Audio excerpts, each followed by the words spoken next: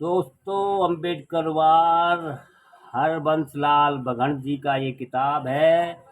अम्बेडकरवाद समाजवाद के दबे कुचले गरीबों, मजदूरों, शूद्रों, मेहनतकशों, काश्तकारों, किसानों तथा छूतों का अपना सिद्धांत है। इन सभी ने ही अम्बेडकरवाद को असली रूप देने में संघर्ष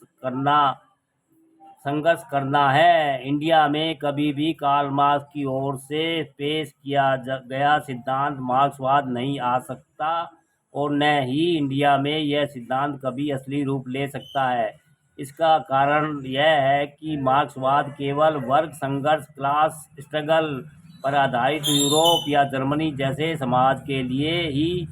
यह सिद्धांत व्यवहारिक माना जा सकता है। ब्राह्मणवाद, जातिवाद, वर्ण आश्रम तथा छूत छात को समाज किस तरह समाप्त करना है, उस पर यह विचारधारा मार्क्सवाद कोई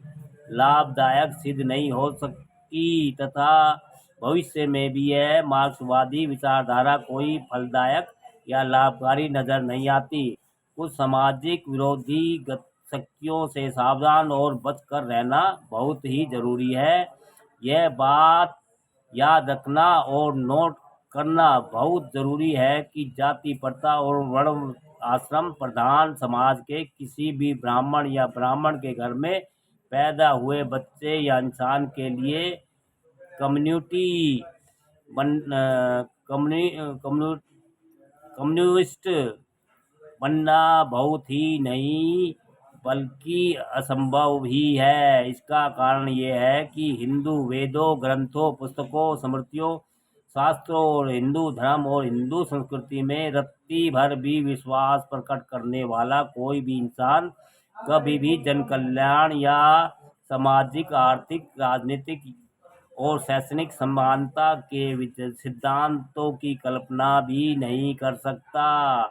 इंडिया जैसे देश में एक सच्चा साम्यवादी कम्युनिस्ट बनने के लिए जरूरी है कि वो पहले हिंदू धर्म, हिंदू संस्कृति, हिंदू वेदों, ग्रंथों, स्मृतियों तथा हिंदू धर्म शास्त्रों की पवित्रता को नकार दे और मानने से इनकार कर दे। जिस तरह से एक म्यान में दो तलवारें इकट्ठी नहीं आ सकती, बिल्कुल उसी तरह से किसी ब्राह्मण का कम्युनिस्ट बनना या कम्युनिस्ट आंदोलन की वकालत करना और साथ ही आर्यन्स हिंदू के लिए लिखे हुए वेदों, ग्रंथों और स्मृतियों, शास्त्रों तथा हिंदू संस्कृति में विश्वास प्रकट करना, यह दोनों कभी भी किसी भी हालत में एक साथ नहीं चल सकते।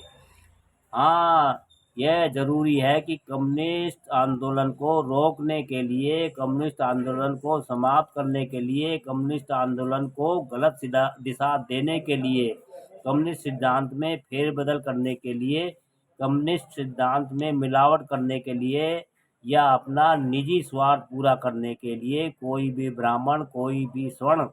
जाति का अपने आप को कम्युनिस्ट होने का दावा क्लेम जरूर कर सकता है या वो कम्युनिस्ट आंदोलन के साथ जरूर जुड़ सकता है, बिल्कुल उसी तरह जिस प्रकार ब्राह्मणवादियों ने बुद्धिस्ट आंदोलन या सिद्धांत में प्रवेश करके बुद्ध फिलॉसफी या कम्युनिस्ट विचारधारा को दूषित कर दिया है तथा बुद्ध को अपने आर्यन्स हिंदू धर्म के रंग में रंग के जनता को गुमराह कर दिया है। दोस्तों